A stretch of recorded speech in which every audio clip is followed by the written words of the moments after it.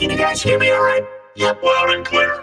In the computer. What'd you say, Cleveland? You got in and out. Damn it, it's this crappy internet service. What does he have? He hoarded a decade's worth of those 100 free hours CDs AOL would send to the mail. He's chipping away at them one at a time. Let me.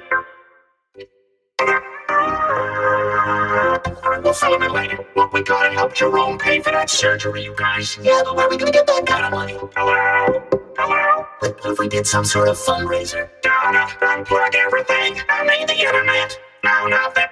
You know, the local firehouse made a sexy man uniform calendar and it raised a ton of money.